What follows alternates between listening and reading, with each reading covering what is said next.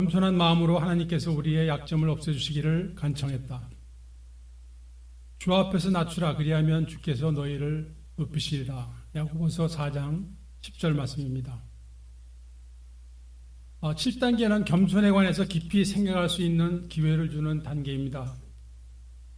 우리는 회복의 과정 속에서 과거의 치욕은 물러나가고 그 대신에 영적인 선물인 이 겸손을 우리 삶 속에서 탄생시키기를 원하는 것입니다. 그런데 우리가 7단계까지 도달했다 해도 우리 안에 남아있는 역기능적인 생각들은 아직도 포기하지 않고 우리를 유혹하고 있음을 자주 깨닫게 됩니다. 그것은 바로 옛날에 살던 방식으로 돌아가려고 하는 생각들입니다. 즉, 남에게 보여주고 인정받는 것이 중요하게 생각되는 생활 방식입니다. 이러한 상황 속에서는 남들이 나에 대해서 어떻게 생각할 것이냐, 이것이 중요한 일일 수밖에 없습니다. 그래서 수단 방법을 다 동원하여 잘 보이려고 애를 쓰게 되는데, 우리는 이 시점에서 정말 정직하고 냉정한 결론에 도달하지 않으면 안 됩니다. 삶은 다른 사람들에게 인정받는 것이 중요한 것이 아닙니다. 우리에게는 하나님의 자녀답게 사는 것이 중요한 것입니다. 내 안에 진정한 행복과 평강이 있는 것이 중요한 것입니다. 그러기 위해서는 나로부터 떨어져 나가지 않으면 안 되는 것들이 있게 마련입니다. 그것은 중독뿐만이 아니라 나의 성격상 결함과 습관적으로 짓는 죄들인 것입니다. 그래서 우리들에게는 영적인 대수술이 필요한 것입니다. 그리고 나의 동의하에 이 수술을 하나님께서 하시도록 맡겨드리는 것이 7단계입니다. 그 결과 우리의 삶의 내용에 구체적인 변화가 오게 되는 것입니다. 첫째로, 남에게 인정받아야 하는 것이 더 이상 중요하지 않게 됩니다. 이 말은 게으르게 산다 또는 그냥 적당히 산다는 의미는 절대로 아닙니다. 다만 하나님께서 나를 사랑하고 계심을 알고 내가 그분의 임재 안에 있는 것으로 충분하다는 말입니다. 둘째로, 인생은 최선을 다하는 것이지 완벽주의로 사는 것이 아닌 것입니다. 사람은 누구나 잘못하고 실수할 수도 있음을 인정하고 그러한 나를 있는 그대로 받아들일 수 있게 됩니다. 셋째로, 각종 환경 속에서 내가 컨트롤할 수 있는 것은 오직 한 가지밖에 없습니다. 그것은 나의 태도의 선택뿐이라는 것을 매일매일 기억하면서 살게 되는 것입니다. 이 내용은 가족분들에게 특별히 부탁드리는 말씀이기도 합니다. 중독자의 모든 것을 컨트롤하는 그런 트라이를 그만두고 하나님께 맡겨드릴 수 있게 될 때 하나님께서 주시는 안식을 경험하게 되는 것입니다. 넷째로, 도움을 청하는 것이 삶의 한 부분이 됩니다. 그 도움은 하나님으로부터의 도움이며 또한 다른 사람으로부터의 도움입니다. 우리가 사람들로부터 도움을 받지 않는 것이 믿음이 좋은 것이 아닙니다. 성숙된 사람은 하나님께는 물론이고 다른 사람들에게도 겸손한 사람인 것입니다. 그리고 우리가 중독자 생활을 하고 있는 동안에는 실제적인 영적 생활을 하는 것이 불가능하다는 것을 알고 있습니다. 왜냐하면 인간의 삶의 중심에는 건강한 영이 있어야 하는 것이 정상인데, 중독자는 내면 세계의 편안함과 해방감을 얻고자 술, 마약, 도박, 남녀관계, 인터넷 등의 도움을 끌어들였습니다. 그리고 결국 그것들이 우리의 삶의 중심이 되었고 나중에는 우리들의 주인 노릇을 하게 되어버린 것입니다. 회복이란 무엇일까요? 회복이란 우리의 삶의 중심에 건강한 영이 다시 자리를 잡도록 하는 것입니다. 건강한 영이란 첫째로 성령으로 거듭난 영이요, 둘째 성령의 인도하심을 받는 영이요, 셋째 성장하고 있는 영이요, 넷째 성령의 열매를 맺는 영인 것입니다. 성령의 열매는 우리의 영혼육이 성령의 지배를 받을 때 맺어지는 것입니다. 그리고 이 모든 것의 시작은 겸손이라고 봅니다. 겸손은 자신의 현 상태를 정확하게 깨닫고 그에 합당한 생각과 행동을 할 수 있는 것이라고 말할 수 있습니다. 그리고 정직도 그 큰 의미의 겸손 속에 포함되어 있다고 봅니다. 정직이 무엇입니까? 자신이 현 상태를 정확하게 깨닫고 그에 합당한 행동을 하는 것이 정직인 것입니다. 그래서 새로운 삶의 방식 5번째는 겸손과 정직의 삶이 되는 것입니다. 지난 강의 시간에 예수님께서 그분의 삶 속에서 보여주신 겸손의 내용을 살펴보았습니다. 예수님은 하나님이시지만 이 세상에 오실 때 아버지께서 보내신 것을 잊지 않으셨습니다. 또 이루셔야 할 사명이 있음을 확실히 아시고 그를 위하여 죽기까지 순종하심으로 겸손의 극치를 보여주셨습니다. 낮아지고 낮아져서 피조물인 죄인들까지 섬기신 것입니다. 이것이 우리 주님의 겸손이요 사랑입니다. 우리가 이 사랑과 겸손을 배워 나가는 것이 회복의 길인 것입니다. 잃어버린 영혼의 회복이요 중독과 죄로부터의 회복입니다. 그러므로 중독자가 회복되기 위해서 택하고 있는 12단계 속에서도 겸손은 면면이 흐르고 있는 주제가 되어 있습니다. 1단계는 중독의 무력한 현실을 인정하는 겸손입니다.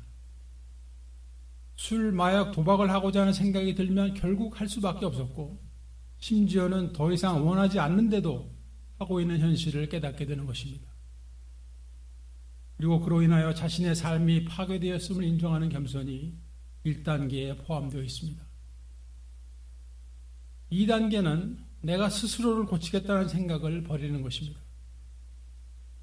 1단계의 현실을 확실하게 깨닫게 된 사람이라면 당연히 얻어지게 되는 결론이라는 것입니다. 그러므로 나는 도움이 필요하다는 자세를 가지게 되는 겸손인 것입니다. 3단계는 우리가 알게 된 하나님의 보살피심에 우리의 의지와 삶을 맡기기로 결정했다. 만약 의지력, 즉 자신의 힘으로 중독을 해결할 수 있는 사람이라면 중독자라기보다는 방황자일 것입니다. 잠시 헤매다가 스스로 제자리로 돌아올 수 있는 사람은 방황자이지 중독자가 아닌 것입니다. 사람의 의지력만으로는 도저히 해결이 나지 않는 사람이 중독자입니다. 그런데 이러한 사람들은 오히려 하나님을 만날 수 있는 찬스가 높다고 생각합니다. 그리고 그들이 정직함과 약간의 겸손함만 있다면 이 천지를 신 하나님으로부터의 도움을 경험하게 될 것입니다. 우리의 의지와 삶을 완전히 맡겨드릴 수 있는 가장 안전한 분이 우리 하나님이십니다. 그리고 예수님을 나의 구주로 모신 사람들은 구체적으로 그분을 닮아가는 과정을 시작해야 되는데 이에 앞서서 먼저 내 자신의 구석구석을 정직하게 살펴볼 수 있는 겸손이 필요합니다. 이것이 4단계에서 하는 일입니다. 변화란 결코 저절로 오는 것이 아니라 반드시 행동을 통해서 오는 것입니다. 5단계는 나의 문제를 내가 인정할 뿐만 아니라 다른 사람에게도 인정하고 그리고 하나님께 고백하는 겸손의 훈련 과정이며 6, 7단계는 나의 죄성을 하나님께서 고쳐주시도록 준비하고 간청하는 겸손입니다. 그리고 이와 같은 라이프 스타일은 우리의 회복생활 가운데 지속되어져야 하는 것입니다. 그러므로 저는 치유의 3요소를 이렇게 정해보았습니다. 첫째로 하나님입니다. 그리고 그 하나님의 주권과 사랑과 은혜에 대한 반응이 2번째 요소, 나의 겸손이 됩니다. 즉 현실을 정확하게 판단하고 인정하고 그에 합당한 생각과 행동을 하게 되는 것입니다. 3번째로 fellowship, 즉 형제 사랑입니다. 저는 이 시간 AA의 12단계 책 중에서 2단계의 마지막 부분을 소개해드리기를 원합니다. 내용은 왜 중독으로부터 회복이 잘 이루어지지 않는가 하는 근본적인 원인에 대한 설명입니다. 성직자, 의사, 친구들 그리고 가족들에게 선의의 알코올 중독자는 고통스러운 수수께끼와 같은 존재인 것이다. 여기에서 선의의 알코올 중독자는 본인이 끊기를 원하고 있는데 그런데도 못 끊고 있는 사람들을 말하는 것입니다. 그러나 대부분의 AA 멤버들에게는 그렇지 않다. 많은 멤버들이 그와 똑같이 겪었고 수수께끼의 답을 찾았다. 그 답은 믿음은 양보다는 질에 의해 이루어진다는 것이다. 이것이 우리의 맹점이었다. 우리는 실제로 겸손하지 않으면서도 겸손하다고 여겼다. 종교의 실천에 있어서 진실하다고 여겼지만 솔직히 이것은 표면적인 것에 불과했다. 또한 이와 정반대로 극한 감정에 쉽게 빠져들어 이것을 참된 종교를 향한 마음으로 오해했다. 어느 경우에도 우리는 공짜로 무엇인가를 바랐던 것이다.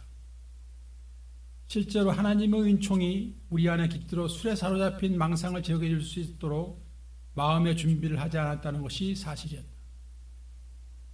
우리 자신을 깊이 반성해 본 적도 없었고 실제로 피해를 끼친 사람들에게 보상을 해준 적도 없었다.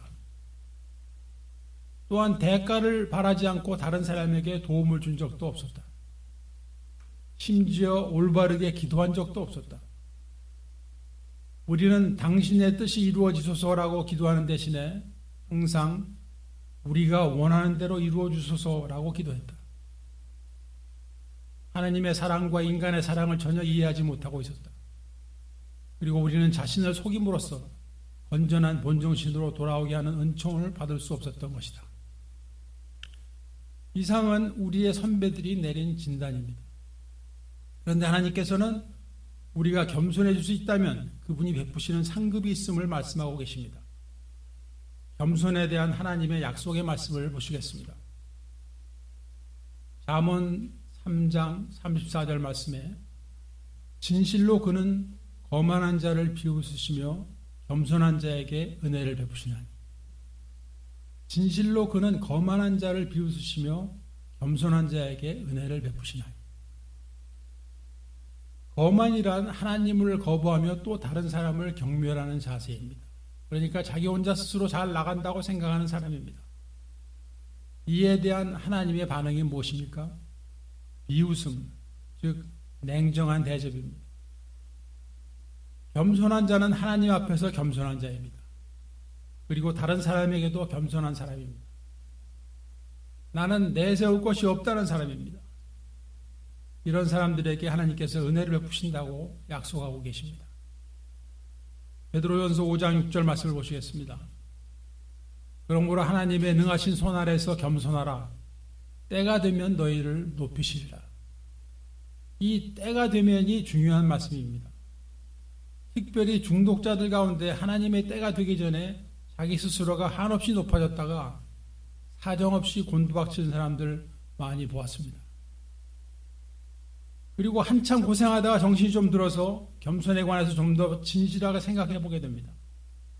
그러다가 놀랍게도 또다시 똑같이 망하는 길을 준비하고 있는 모습을 저는 지속적으로 보고 있습니다. 하나님께서 아직 나를 높여주시지 않은 것 같아도 기다릴 수 있는 것이 우리가 가져야 할 자세인 것입니다. 이제 지난 시간 예수님의 삶 속에서 보여주신 겸손에 이어 오늘은 예수님의 가르치심 가운데 있는 겸손을 알아보도록 하겠습니다. 첫 번째로 마태복음 5장 3절 말씀입니다. 심령이 가난한 자는 복이 있나니 천국이 저희 것이며. 예수님께서 사역을 시작하시면서 최초로 하신 말씀은 회개하라 천국이 가까웠느니라입니다. 그리고 제자들을 부르셨습니다. 그리고 두루 다니시며 천국 복음을 전파하시고 병든 자와 귀신 들린 자들을 고치셨습니다. 이제 예수님이 가시는 곳에는 많은 군중들이 모여들게 되었습니다.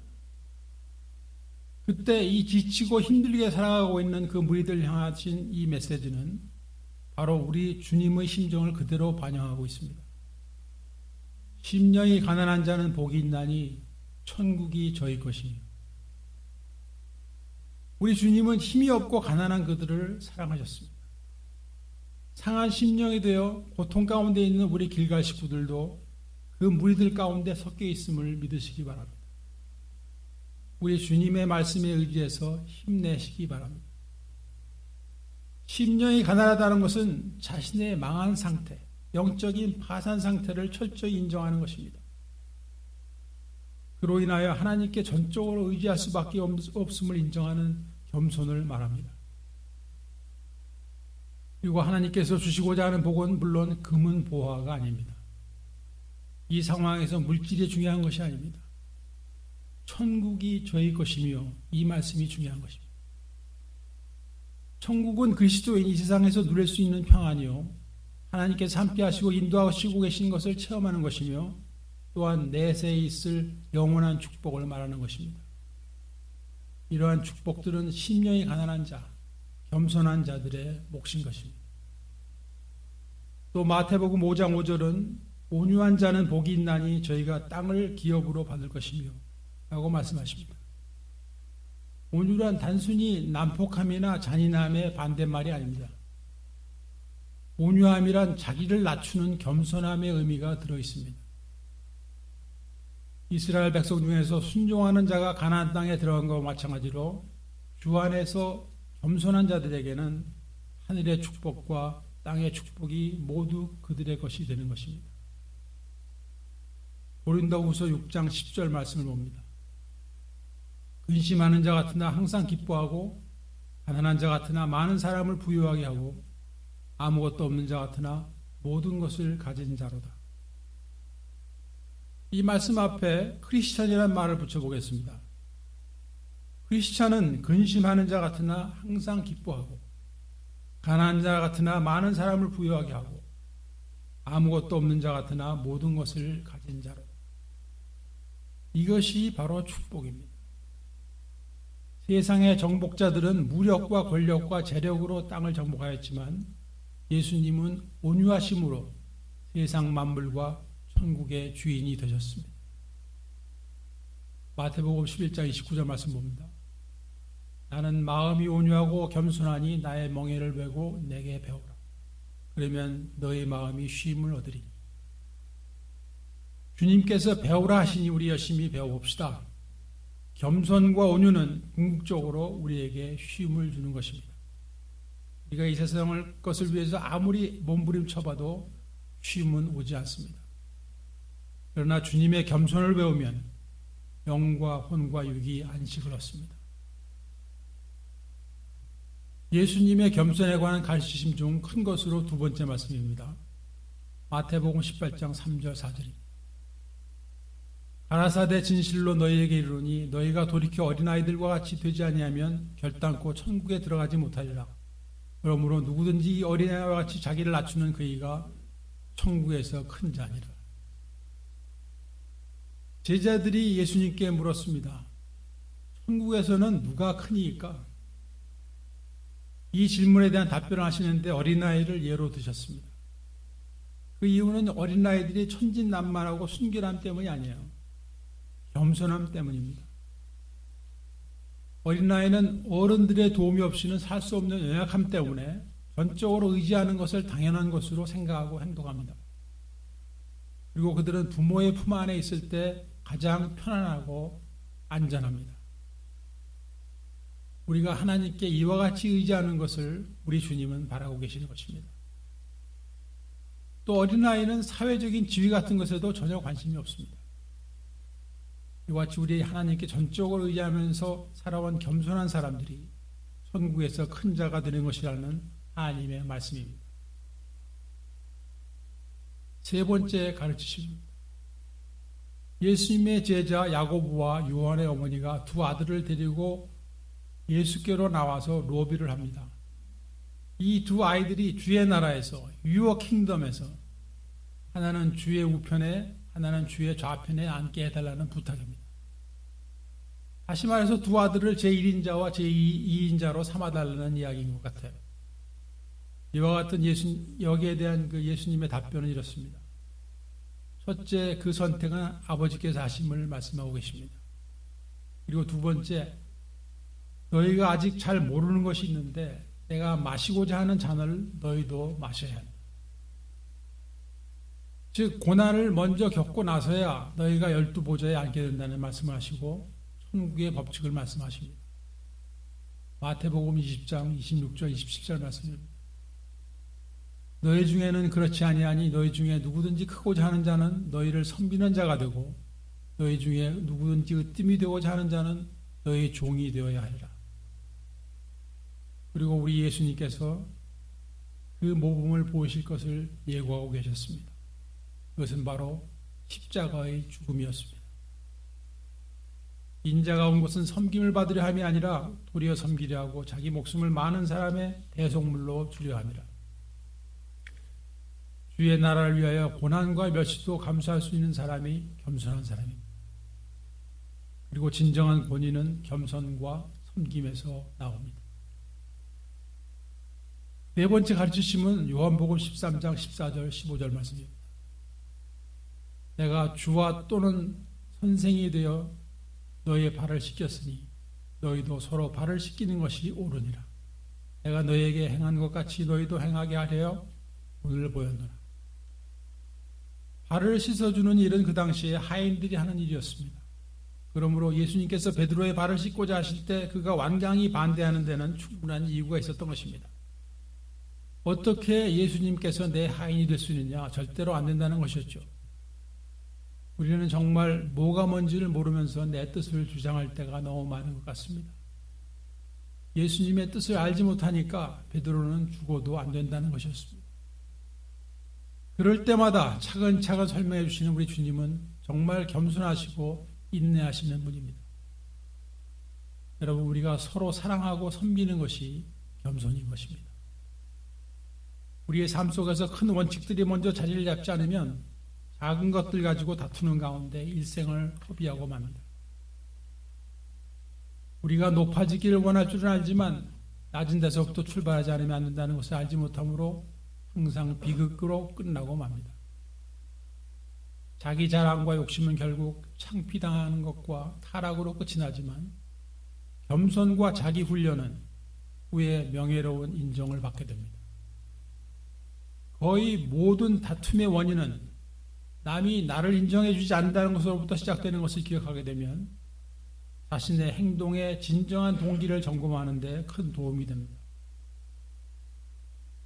그러나 자신이 겸손한 것으로 생각하고 하는 행동에 대해서도 종종 그 동기를 살펴보는 것이 유익합니다. 예를 들어 높은 사람, 권력자 앞에서 고개를 숙인 것이 과연 겸손인가? 또는 나의 필요에 의한 행위인가? 물론 나의 필요에 의한 행위죠.